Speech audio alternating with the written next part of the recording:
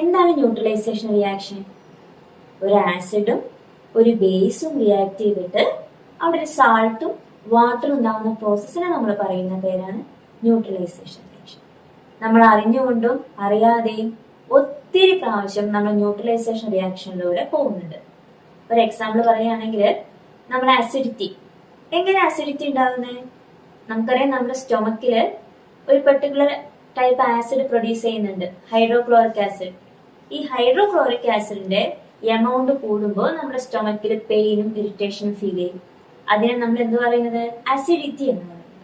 അങ്ങനെ ഈ അസിഡിറ്റി പ്രശ്നമായിട്ട് നമ്മൾ ഹോസ്പിറ്റലിൽ പോയാൽ ഡോക്ടേഴ്സ് എന്ത് സജസ്റ്റ് ചെയ്യും? ആന്റാസിഡ്സ് സജസ്റ്റ് ചെയ്യും, ഇല്ലേ? ഈ ആന്റാസിഡ്സ് എന്ന് പറയുന്നത് ഒരു ബേസിക് നാച്ചറാണ്. അപ്പോൾ നമ്മൾ ആന്റാസിഡ്സ് കഴിക്കുമ്പോൾ നമ്മുടെ സ്റ്റൊമക്കിലുള്ള ആസിഡും ആന്റാസിഡ്സിലെ ബേസും തമ്മിൽ ന്യൂട്രലൈസേഷൻ റിയാക്ഷൻ നടന്നിട്ട് എക്സസ് ആയിട്ടുള്ള ആസിഡ് അവിടെ എന്ത് ചെയ്യും? റെഡ്യൂസ് ചെയ്യും. അങ്ങനെ നമുക്ക് അതിന് റിലീഫ് കിട്ടും. വേറൊരു എക്സാമ്പിൾ ആണ് എന്ത്? നമ്മുടെ ടൂത്ത് ഡീക്കെ. ഈ ടൂത്ത് ഡീക്കെ എങ്ങനെയാ വരുന്നത്? നമ്മൾ ഭക്ഷണം കഴിച്ചു കഴിഞ്ഞതിന് ശേഷം മൗത്ത് ക്ലീൻ ചെയ്യാതെ വരുമ്പോൾ ഫുഡ് ഐറ്റംസ് എവിടെ വരും?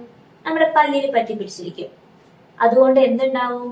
ഒരു particular type of bacteria produce ചെയ്ത് ഫുഡ് ഐറ്റംസായിട്ട് റിയാക്ട് ചെയ്ത് അവിടെ എന്ത് പുറത്തു വിടും? ആസിഡ് പുറത്തു വിടും. ഈ ആസിഡ് നമ്മുടെ പല്ലിലെ ഇനാമലിനെ നശിപ്പിക്കും. അപ്പൊ ആ ഒരു പ്രശ്നത്തിന് പരിഹാരം നമ്മൾ എന്ത് ചെയ്യും? നല്ല അടിപൊളി പേസ്റ്റ് ഒക്കെ എടുത്ത് നമ്മൾ എന്ത് ചെയ്യണം? പല്ല് തേക്കണം.